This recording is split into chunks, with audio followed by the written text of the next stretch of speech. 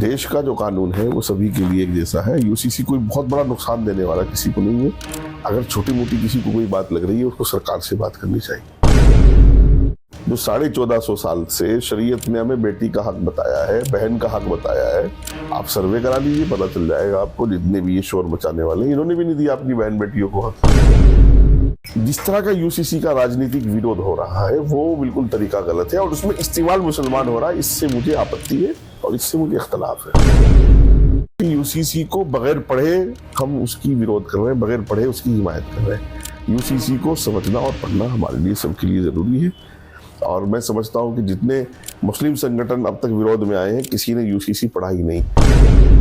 तो जैसा कि हम सभी जानते हैं कि उत्तराखंड में यूसीसी बिल पास हुआ है और इसका कई लोग विरोध भी कर रहे हैं। तो इस पर आपकी क्या राय है कि यूसीसी कहां तक सही है और इसका जो विरोध हो रहा है वो कहां तक सही? देखिए क्या है, यूनिफॉर्म सिविल कोड जो है वो दुनिया के जितने तरक्की याफ्ता ममालिक हैं उन सभी में है। जब आप यूरोप के मुसलमानों को देखेंगे, दुनिया में सबसे ज्यादा तेजी से जो इस्लाम फैला है वो यूरोप में फैला है। जब आप देखेंगे कि यूरोप का मुसलमान वो हमसे बहुत ज्यादा अमल में और हर तरीके से आगे है। और पिछले 50 साल से अमेरिका और लंदन जैसे मुल्कों में, जो बड़े मुल्क हैं, सब में यूसीसी लागू है। यूसीसी किसी भी मजहब को वो इसलिए टारगेट नहीं करेगा क्योंकि वो निजी जिंदगी पर असर नहीं डाल रहा है, लेकिन क्योंकि ये देश राजनीतिक देश है और यहाँ मरने से लेकर के जीने तक, खुशियों से लेकर के गमियों तक राजनीति होती है, तो तमाम तरह कवानीन और राजनीति की भेंट चढ़ जाती है। तो यूसीसी भी चढ़ गया है। और बाकी एक गलतफहमी यह है कि देश में कानून कुछ अलग अलग नहीं है। पूरे देश को एक ही कानून से चलाया जा रहा है, एक ही संविधान है। कुछ पर्सनल लॉज हैं, जैसे 1937 में शरिया एक्ट आया और हमारी शादी ब्याह तलाक जो है वो शरीयत की रूह से तय पाए। 55 में मेरा ख्याल कोई हिंदू मैरिज एक्ट आया और उससे पहले 1872 में शायद कोई क्रिश्चियन एक्ट आया। तो लेकिन जब हमें ज़रूरत पड़ती है तो हम अपनी ब्याह शादी भी कोर्ट मैरिज या स्पेशल मैरिज एक्ट में जाकर के करते हैं। कोई बहुत बुरी बात नहीं, निकाह भी हो जाता है और कोर्ट मैरिज भी हो जाता है। तो देश का जो कानून है वो सभी के लिए एक जैसा है। यूसीसी कोई बहुत बड़ा नुकसान देने वाला किसी को नहीं है। अगर छोटी मोटी किसी को कोई बात लग रही है उसको सरकार से बात करनी चाहिए। कई मुस्लिम जो नेता हैं उनका कहना है कि ये एक हिंदू लॉ है और इसे दूसरे धर्मों पर थोपने की कोशिश की जा रही है। नहीं, उनको ये पता होना चाहिए कि जैसे शरिया एक्ट इस देश में लागू है वैसे ही हिंदू एक्ट भी, हिंदू मैरिज एक्ट भी है। तो ऐसा नहीं है। यूसीसी तो मैं कहता हूँ हम ही शोर क्यों मचा रहे हैं।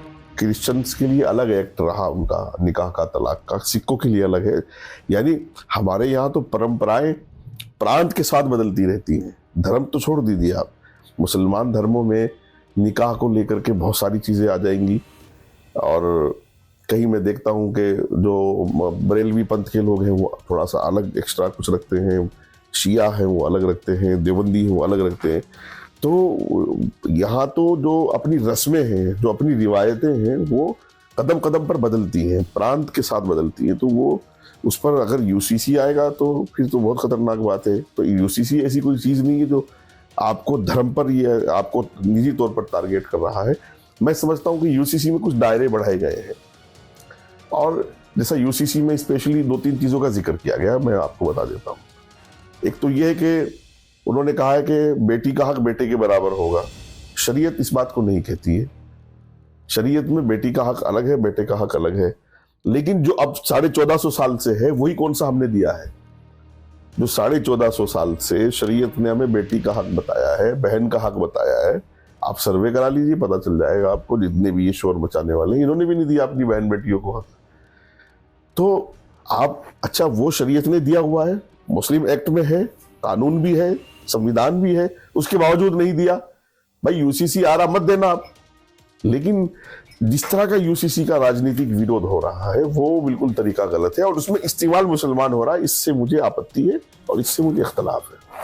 ये यूसीसी जो पास हुआ है इसमें कहा गया है कि समान नागरिक समान जो रूल है वो सबके लिए होगा, पर इसमें आदिवासियों को बाहर रखा गया है, तो ये ऐसा क्यों है?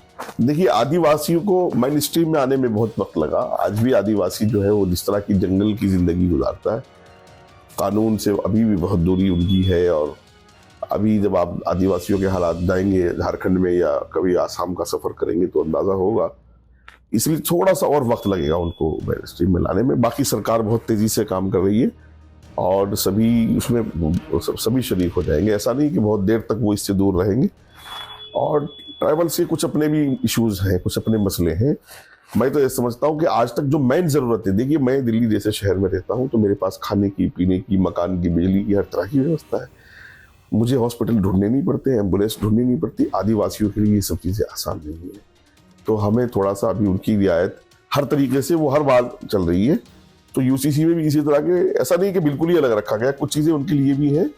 वो मैं एक चीज़ और ये कहना चाहूँगा कि यूसीसी को बगैर पढ़े हम उसकी विरोध कर रहे हैं, बगैर पढ़े उसकी हिमायत कर रहे हैं। यूसीसी को समझना और पढ़ना हमारे लिए सबके लिए ज़रूरी है।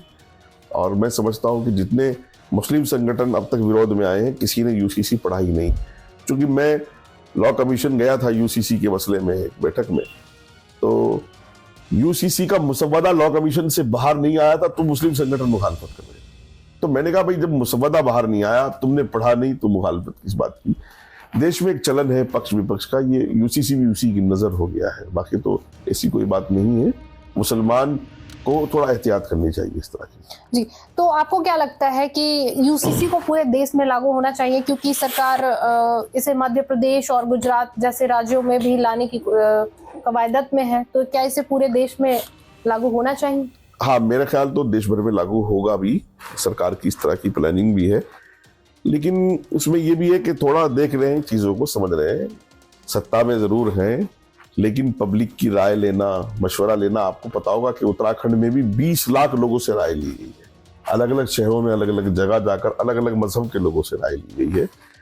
तो उत्तराखंड में आया है, अभी राजस्थान, गुजरात वगैरह में तैयारी है, आएगा, सेंट्रल में भी आ जाएगा, सारी बातें हो जाएंगी।